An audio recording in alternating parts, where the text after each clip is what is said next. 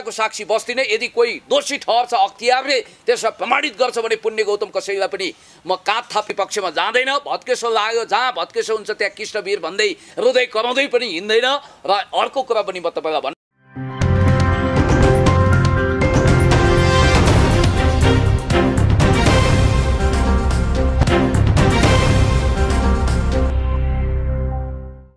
आलोचना गर्ने रोजगारी पाउनु भएको छ मित्रहरूले, रोजगार हुन दिनुस् न, राम्रै कुरा हो त। लोकतन्त्रमा आलोचना भएन भने त स्वेच्छाचारी हुन्छ नि त। जो निष्ठाको राजनीति गर्छन् उनीहरू समेत आलोचनामा उत्रिएका छन्। किन?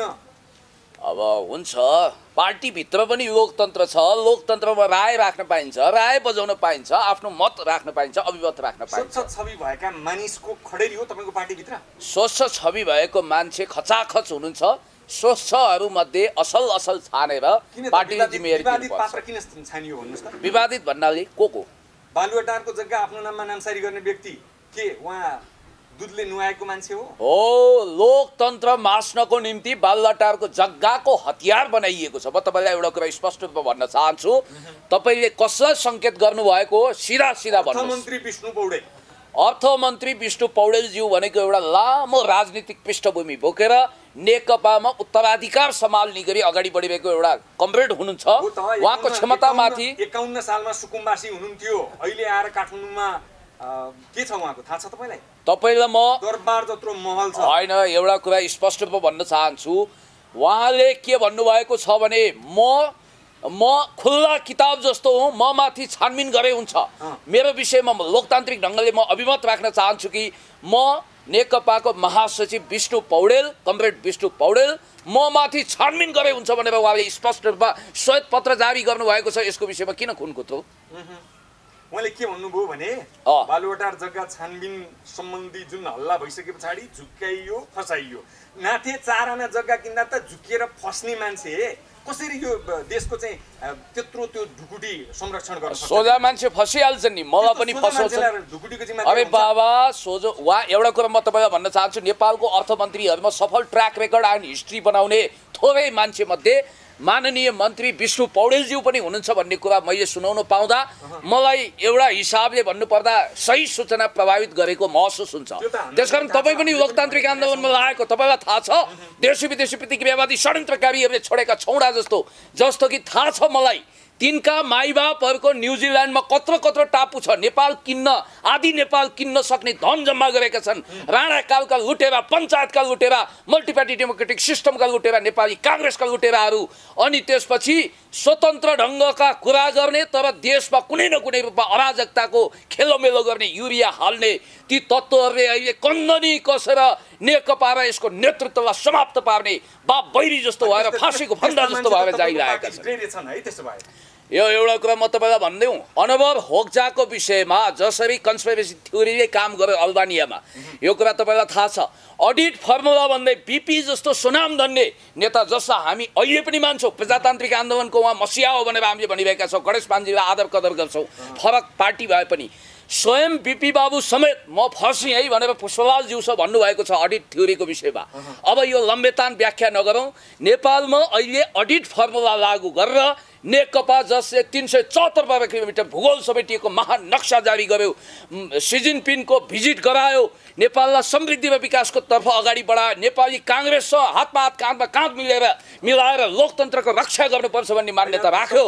यो जनताको माझमा घाम जस्तै छर्लङ्गै छ, सरकारले गरेका राम्रा काम र नराम्रा काम पनि छर्लङ्गै छ। हिजो जुन जस्तै थियो आज घाम जस्तै अवस्था छ। मात्रै विष्णु पौडेल छानबिनको दायरामा आउनुपर्ने मान्छे अख्तियारमा विचाराधीन रहेको मुद्दा नटुङ्गिँदै उहाँलाई मन्त्री बनाउने हतारो चाहिँ किन भयो? अरू कोही छैनन्? सर तपाईँ पनि नबकिनुहोस्, संविधानभन्दा ठुलो कुरो कोही पनि छैन। आई एम द स्टेट भन्ने लुईको पनि पतन भयो, अलेक्जेन्डर दि ग्रेट पनि रित्तो हात 35 वर्षको उमेरमा यो धरतीलाई टाटा बाई बाई गरी जानुभयो। यो धरतीमा हर कोही भिसा र पासपोर्ट लिएर आएका आवधिक समयको लागि राज गर्न आएका मान्छे होलान्। त्यसकारण कसैले पनि दम्ब पाल्नु पर्दैन, कसैले पनि आफूलाई गल्लावाल धन्दा सेठ सम्झिनु पर्दैन। जहाँसम्म कमरेड विष्णु पौडेल जो हाम्रो महासचिव हुनुहुन्छ, श्रद्धेय महासचिव हुनुहुन्छ, अहिले अर्थमन्त्री हुनुभएको छ, अब काम हेर्नुहोस्, नतिजा हेर्नुहोस्। मर्निङ सोज डे हिजो उहाँले राम्रो नतिजा दिनुभएको छ नि त अर्थमन्त्रीको रूपमा। बुवापट्टिको न आमापट्टिको गलतलाई गलत भनेर आमा मामा दुवैपट्टिको होइन म दासनु दास हनुमान दास चरण दास पनि होइन मैले कुनै फाइदा लिएको पनि छैन मैले कुनै नियुक्ति होइन मैले कुनै नियुक्ति पनि लिएको छैन कुनै त्यस्तो खालको विशेष परिबन्धमा पनि छैन उहाँ दुधले नुहाएको भनेर मैले भनेको छैन उहाँलाई गङ्गाजी नुहाएर आएको स्फटिक जस्तो हिरामा हिरा कोइनुर हिरा नै हुनुहुन्छ भनेर यसरी दाबी गरेको छैन तर पोटेन्सियल नेता तपाईँलाई एउटा कुरा थाहा छ सम्माननीय प्रधानमन्त्रीज्यू जसले 14 वर्ष जेलमा परेर आफ्नो मृगौला कुहाएर लोकतन्त्रको निम्ति लड्नुभयो उहाँले के घात गर्नुभएको छ आफ्नो सारा सम्पत्ति राज्यको नाममा लेख्नु भएको छ सम्माननीय पूर्व प्रधानमन्त्री कमरेड म तपाईँलाई एउटा कुरा भन्न चाहन्छु सम्माननीय पूर्व प्रधानमन्त्री कमरेड माधव कुमार नेपाल जो जाँड रक्सी चुरोट बिडी खैनी सुपारी पान गाँजा भाङ केही खानुहुन्न एकदम सदाचारको निम्ति किशुनजीले पनि प्रशंसा गरेको मान्छे त्यस्तो मान्छेलाई पनि म कसैको लाइनको होइन म नेकपा देशभक्त समाजवादी नेपाल कम्युनिस्ट पार्टीको लाइनको मान्छे अझ त्योभन्दा माथि म देशको लाइनको मान्छे म मानवतावादी लाइनको मान्छे हो त्यस कारणले गर्दाखेरि केही समय यता सोशल मिडियामा तपाईँको छवि राम्रै थियो क्या जनताले वा पुण्य गौतम राम्रो गर्दैछ भन्दै समर्थन गर्थे तर आज विष्णु पौडेलको पक्ष पोषण गरे पछाडि चाहिँ फेरि धुमिलिनी भयो क्या ए बाबा पुण्य गौतम अलोकप्रिय सत्यको प्रवक्ता हो लोकप्रिय झुटको पछाडि हापझाप गरेर अगाडि बढ्दैन मैले कसैको ठेक्का लिएको छैन कोही गल्ती गर्छ भने रूपचन्द विष्टको एउटा भनाइ म तपाईँलाई सम्झना गराउन चाहन्छु ए भाते हो मलाई लेनिन नबनाओ है भनेर प्रशंसकहरूको झाँको झार्नु भएको थियो के भनेर थाहा छ आधुनिक युगको समयले चिन्न नसकेको लेनिन भनेर एक थरीले फुर्क्याए उहाँले भन्नुभएको थियो भाते हो मानिस भनेको इतिहासको इजलासमा उभिएको त्यो जीवित अभियुक्त हो जसको फैसला चिहानमा हुन्छ लेनिन पनि 1 घण्टा अगाडि बिग्रिन सक्छ भनेर उहाँले भन्नुभएको थियो हत्केलोले सूर्यलाई छेक्न खोजे जस्तो गरेर नेपाली जनता भ्रममा पर्ने छैनन् त मैले छेकेर हुन्छ म त छेक्दैन नि किनकि ओम्नी काण्ड है विष्णु पौडेलको छोरा संलग्न रहेको कम्पनीले मचाएको घोटाला 2 रुपैयाँको मार्क्सलाई 51 रुपैयाँमा बेच्यो जनताले पत्याउँछन् तपाईले भन्दैन म तपाईलाई प्रष्ट रूपमा भन्न चाहन्छु ओम्नी कम्पनीको मालिक को छ तपाईलाई थाहा छ म कसैको विषयमा पनि डिफेन्स गर्दिन त्यसको विषयमा यदि तथ्य र प्रमाण सहित आउँछ भने त्यो देवादिदेव महादेव हुन्छ अथवा त्योभन्दा ठुलो हुन्छ भने पनि घातक मान्छे छ भने पनि अथवा के हो त्यसको विषयमा स्पष्ट छानबिन होस् हर कसैलाई छानबिनको दायरामा ल्याउनुपर्छ दुधको दुध पानीको पानी छुट्याउने न्यायिक राजंश जस्तो एउटा निष्पक्ष आयोग बनाइयोस् अख्तियारले छानबिन गरोस् हामी कसैलाई पनि पञ्चखत माफ दिने पक्षमा छैनौँ यति कुरा चाहिँ म तपाईँलाई स्पष्ट रूपमा भन्न चाहन्छु कि अहिले जस्तो अब भनौँ न अब रक्षा मन्त्री ईश्वर पोखरेलज्यू अहिले बिना विभागीय अथवा एक हिसाबले प्रधानमन्त्री कार्यालय हेर्ने गरी उहाँको म त भन्छु उहाँलाई अपमान गरिएको छैन उहाँको जिम्मेवारी परिवर्तन गरिएको सञ्चार मन्त्रीमा नयाँ चेहरा आउनुभएको छ मन्त्रीमण्डलको नयाँ चेहरा त होइन तर सञ्चार मन्त्रालयको लागि नयाँ चेहरा हो त्यस कारणले गर्दाखेरि रिजल्ट नआउँदै हनीमुन पिरियड नसिद्धिँदै मान्छेको नतिजा नदेखिँदै अनेक खालको कल्पना गर्ने तपाईँलाई थाहा छ तपाईलाई स्पष्ट रूपमा भन्न चाहन्छु रामेश्वर खनाल भनेको नेकपाको विरोधी मान्छे उहाँले स्पष्ट रूपमा मूल्याङ्कन गरेर नागरिकमा दिएको अन्तर्वार्ताको कटिङ भोलि आउनुहोस् म तपाईँलाई देखाइदिन्छु उहाँले के भन्नुभएको छ भने अब इकोनोमिक्सको ज्ञान कति हुनुपर्छ कति पढ्नुपर्छ त्यो बेग्लै कुरा हो तर अर्थमन्त्री हुँदा विष्णु पौडेलजीले जुन ढङ्गको एउटा राम्रो कार्यकाल व्यतीत गर्नुभयो त्यसबाट सिक्नुपर्छ भनेर उहाँले नागरिकमा इन्टरभ्यू दिनुभएको छ त्यति बेलाको कुरो अहिले पनि त उहाँले गर्न सक्नुहुन्छ कारणले गर्दा ग्राउन्ड जिरोमा झरेको अर्थतन्त्रलाई उकास्न जुनसुकै माइकेलाल गए पनि सक्नेवाला छैनन् सबै अर्थमन्त्री फेल हुनेवाला छन् हैन तपाईले प्रशंसा गर्न जरुरी छैन you have to be very realistic अब तपाईँ लाइनमा आउनुभयो जस्तो अस्ति अमेरिकी विदेश मन्त्री माइक पम्पियोले डोनाल्ड ट्रम्पलाई ब्रिफिङ गर्दा के भने चाहे जोसेफ स्टिग्लिजको प्रतिवेदनलाई तपाईँ इन्कार गर्नुहोस् चाहे जे गर्नुहोस् अमेरिकाको इकोनोमी ट्र्याकमा आउन लिकमा आउन अब 3 वर्ष लाग्छ भनेर उहाँले क्याटेगोरिकली स्पष्ट रूपमा भन्नुभएको थियो आज ग्लोबल इकोनोमिक क्राइसिसको स्थिति छ चीन बाहेक अरू देशको हालत पतला छ कोरियाले म्यानेज गरेको होला तर यस्तो बेलामा नेपाल पनि अछुतो छैन किनभने हामी WTO को सदस्य छौँ संयुक्त राष्ट्रसङ्घमा जोडिएका छौँ ग्लोबल भिलेजभित्र हामी अट्याचमेन्ट छौँ देशको पक्षमा जनताको पक्षमा विकासको पक्षमा समृद्धिको पक्षमा अन्याय विरुद्ध अत्याचार विरुद्ध भ्रष्टाचार विरुद्ध विकृति विरुद्ध सुदर्शन चक्र लिएर जाइ लाग्ने हामी हर कसैको अहिले नौनारी फत्रकै गलायो ओर्तालु खङ्ग्रङ्गी सुगा केले भने यही कोरोनाको महामारी कहरले लकडाउनले गर्दा अर्थतन्त्रको ढाड भाँचियो ढन्डासो भाँचियो सातपत्रे मैल निस्क्यो त्यस कारणले गर्दाखेरि मैले तपाईँलाई भनिरहेको छु मलाई कसैको चाकडी गर्नु छैन जमलात जोड्नु छैन कुनै ठेकी कसैले टक्राउनु छैन कसैले केही दिला भनेर जय शम्भो भन्दै बिहान कसैको घरमा मर्निङ वाक लगाउनु छैन माधव नेपाल कहाँ गइराख्नु भएको छ सधैँ अरे बाबा नेताको इतिहासमा योगदान गरेका नेताहरूमा मै माग्ने ढुङ्ग्रो लुकाउने काम गर्दिनँ। म मै माग्न पनि गएको छैन, ढुङ्ग्रो पनि लिएर गएको छैन। त्यसकारण म नेताहरूलाई आदर गर्छु उहाँहरूको योगदानको आधारमा। म सम्माननीय प्रधानमन्त्रीज्यू, सम्माननीय पूर्व प्रधानमन्त्रीज्यूहरूको आदर कदर गर्छु, श्रद्धेय अध्यक्षहरूको गर्छु। सत्यको पक्षमा बोल्नु एकदम हो ठिक भन्नु। 51 सालको सुकुम्बासी कसरी अहिले हुकुम्बासी भयो ल भन्नुहोस्।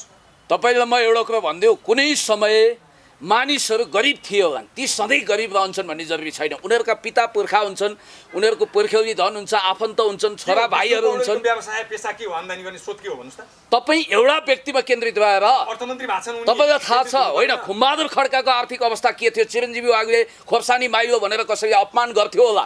उनी प्रजातन्त्रको पक्षमा अडान लिँदाखेरि उनको होइन, सुन्नु न, म तपाईँलाई कतिपय कुरा भन्न चाहन्छु। होइन, म त्यो लाइनमा भनेर भनिरहेको छैन। जसले लोकतान्त्रिक गणतन्त्र अथवा समाजवाद विरुद्ध प्रति अडान राख्यो त्यसको राजनीतिक करियर समाप्त गर्ने गरी खेलोमेलो भएको पनि मलाई थाहा छ। त्यस कारणले गर्दाखेरि मैले तपाईँलाई भनिरहेको छु, एउटा मानिस सधैँभरि गरिब भएर भिखमङ्गा भएर रहनुपर्छ यो जरुरी छैन। हाम्रो मिसन भनेको त सबैलाई धनी बनाउने, सबैलाई समाजवादको प्रतिफल बाँड्ने। व्यवसाय गर्नुपर्छ, धनी हुनुपर्छ, समृद्ध हुनुपर्छ, त्यो हो क्या? विष्णु पौडेलले न त काम गरे न त व्यापार व्यवसाय गरे, कहाँबाट आयो त्यो? ए सर, म सबै समस्याको समाधान गर्ने पिसी सरकारको जादुको छडी मसल छैन हो यो। ल ठिक छ, यसको जिम्मेवारी त तालुकदार निकाय, सम्बन्धित सरकारवाला निकाय होलान्। त्यसले छानबिन गरेर त्यसले प्रतिवेदन दिएर तपाईलाई यस्तो लाग्छ कि तपाईँ नेकपाको बेर्नु निकाल्नको निम्ति बाप बैरी जस्तो भएर खण्डिरहनु भएको छ, दुर्भाषा बन्नु भएको छ। तपाईँको केसबाट पछारेको त्यो केसले वीरभद्र र महाकाली निस्किएर एकै रातमा सखाप गर्दैन के श्री स्वस्थानी व्रत कथामा जस्तो। त्यसकारण होला पुण्य गौतमलाई कति आलोचना आउँछ, कति खण्डन हुन्छ, कति वर्णन हुन्छ। आलोचनालाई आलोचना सर खपाखप खाने कपाकप पचाइदिने मेरो क्षमता होला। तर एउटा कुरा मैले तपाईँलाई भन्नै पर्छ, भोलि 10-20 वर्षपछि, अझ 5 वर्षपछि, 2 वर्षपछि नि हामी रिपोर्ट कार्ड लिएर मूल्याङ्कन गरौँ कसको योगदान कति। कोही बिग्रियो भने म ठेक्का लिन्न, कसैले घुस खायो भने वाह क्या बात, यो बडाले जे गरौ हुन्छ त्यो सर्वसम्मत भनेर छमछमी मारुनी म नाच्दिनँ। तर एउटा कुरा चाहिँ म स्पष्ट रूपमा तपाईँलाई भन्न चाहन्छु कि अहिले जसरी अरूतिर अन्त चैतमा जन्त भने जस्तो कोइला के धन्दा घर जोइला खाना केही धन्दा भने जस्तो मन्त्रीमण्डल गठन भयो भन्ने बित्तिकै आकाशै खस्यो, धरती नै फाट्यो, 10 रेक्टर स्केलको भूकम्प आयो, सुनामी आयो, 72 को भूकम्पले धर्रा ढाले जस्तै यहाँ हाम्रो सभ्यताको धरोहर नै ढाले जस्तो हल्ला गरिरहेका छन्। जनताले त्यतिकै हल्ला गरेका छैनन्। गोकुल बास्कोटा फेरि पनि मन्त्री हुने हो कि भन्ने त्यो शङ्का पनि छ।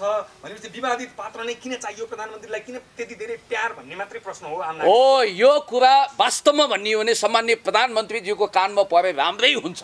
म यो कुरा भन्न चाहन्छु कि कतिपय कुरामा जस्तो गोकुल बास्कोटाज्यूको हकमा पनि उहाँले भन्नुभएको छ म माथि अख्तियारले छानबिन गरोस्, सम्पत्ति शुद्धिकरणले छानबिन गरोस्, म निर्दोष छु, मलाई थाहा छ, यदि दोषी ठहरी भने म माथि कारबाही होस् भनेर उहाँले महासचिव कुमारले पनि भन्नुभएको छ। जहाँसम्म ईश्वर पोखरेलज्यूको भावना भड्काउने कुरा गरिएको छ, म तपाईँलाई भन्न चाहन्छु प्राइम मिनिस्टर इन वेटिङको स्ट्याटसमा रहेका हाम्रा सम्मानित नेता विरुद्ध खेलोमेलो गर्ने कोसिस नगरियोस्। भावी अध्यक्ष, भावी प्रधानमन्त्री, भावी राष्ट्रपतिको भावना भड्काउने, एकअर्कामा जुदाउने बजाउने, गाड कोराकर भुडी फोराफोर गराउने अनि काले मिलेर उतातिर भाले खाने यो खालको देशी विदेशी प्रतिक्रियावादी षड्यन्त्रकारीहरूले छोडेका छौडाहरू अरिङ्गालहरूले जुन ढङ्गको खेलोमेलो गरेका छन्, मण्डलेहरू लोकतन्त्र विरुद्ध बाप बैरी भएका यस्ता फाँसीको फन्दा भएर जाइ लाग्ने तर वडा सदस्य जित्न नसक्ने।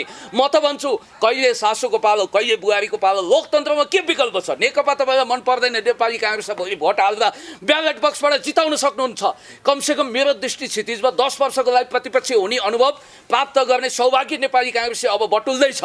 त्यस कारणले गर्दाखेरि म भन्न चाहन्छु कि यही मौका हो भाइ जसले नेपाललाई बेल्ट एन्ड रोड इनिसिएटिभको हिस्सेदारीमा जोडेको छ, नेपालको समृद्धि र विकासको लाइफलाइन खुल्ला गरेको छ, तेल र रेलको सपना साकार गर्दैछ। यही देशभक्त समाजवादी नेपाल कम्युनिस्ट पार्टी र यसले आफ्नो प्रतिपक्ष नेपाली काङ्ग्रेससँग पनि मोर्चाबन्दी गरिरहेको छ। यसलाई कमजोर बनाउनको निम्ति यसलाई पेलपाल जेलजाल ठेलठेल गर्नुपर्छ।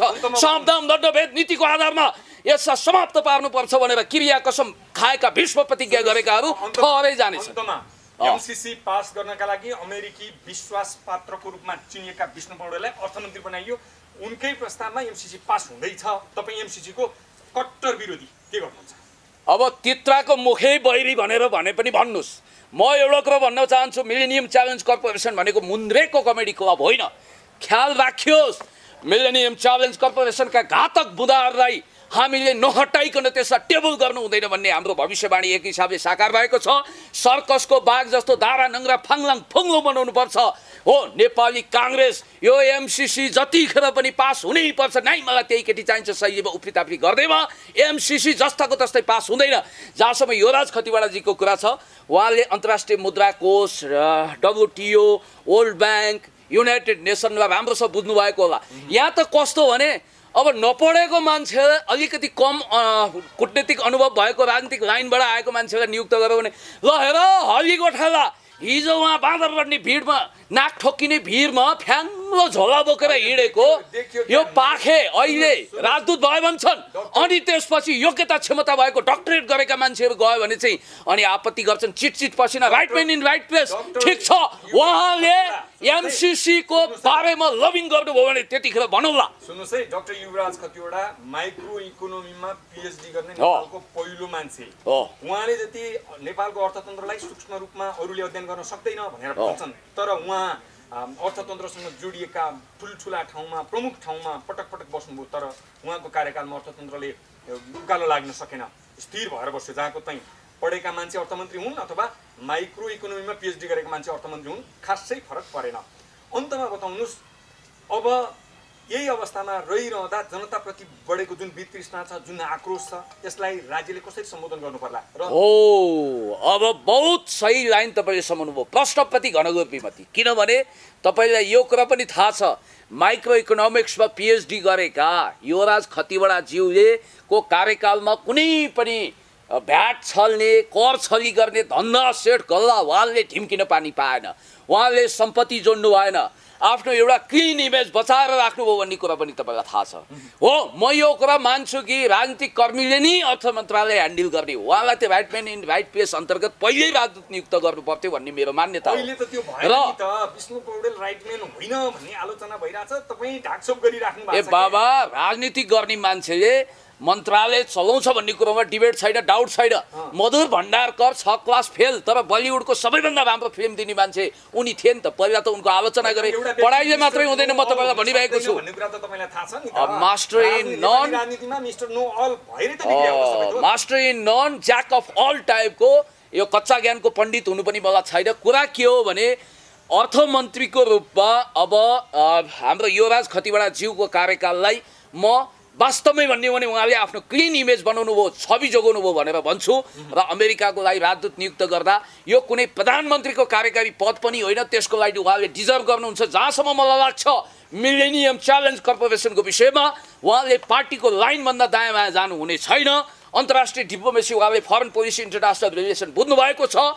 एमसिसी त म तपाईँलाई भन्छु घातक रूपमा आएको एमसिसी यदि त्यसका घातक धाराहरू एमेन्डमेन्ट नगरे, त्यसका दारा नङ्ग्रा फङल्याङ फुङ्गो नपारेसम्म, सर्कसको बाघ नबनाएसम्म त्यसमा पास गर्नु हुँदैन भन्ने पक्षमा नेपाल कम्युनिस्ट पार्टी छ, त्यसमा अडान राख्छ र त्यो बटम लाइनमा उहाँ पनि आउनुपर्छ। बालुवाटार जग्गा काण्ड र ओम्नी जुन यो कोरोनाको महामारीमा स्वास्थ्य उपकरण खरिद प्रकरणमा जोडिएका व्यक्तिलाई अर्थमन्त्री बनाइयो र निष्ठाको राजनीति गर्नेहरूलाई उपेक्षा गरियो भन्ने सन्दर्भमा हामीले तपाईँसँग तातो बहस गऱ्यौँ। तपाईँले जसरी विष्णु पौडेलको पक्षमा उहाँको समर्थनमा बहस गर्नुभयो त्यसको लागि धन्यवाद छ। तर जनताले दिने प्रतिक्रिया तपाईँलाई निकै महँगो पर्नेवाला छ। धेरै धेरै धन्यवाद।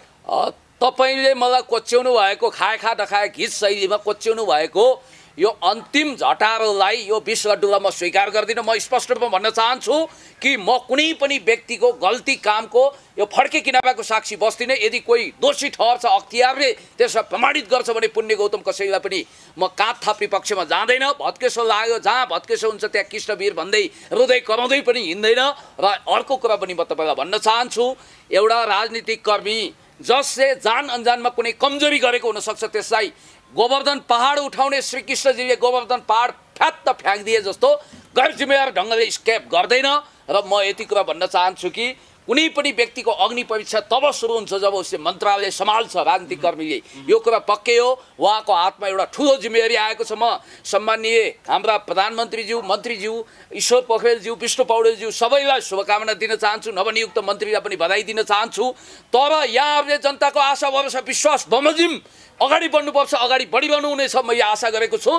तर कमी कमजोरी भयो भने नि पुण्य गौतमले योभन्दा चर्को आवाज बुलन्द गर्छ, यसले छोड्दैन। किनभने यसलाई कुनै लोभ लालच छैन। उठ्जोगी फड्का साला जता जाला उतै खाला, बोक्न बकाबी पिर्न सुर्ता टाइपको मान्छे हो पुण्य गौतम। यसले सत्यको पक्षमा, इन्साफको पक्षमा, न्यायको पक्षमा हर हमेसा आवाज बुलन्द यस बारेमा गर्छ कि यसको टपरीमा कसैले सिधा हालेको छैन। धन्यवाद।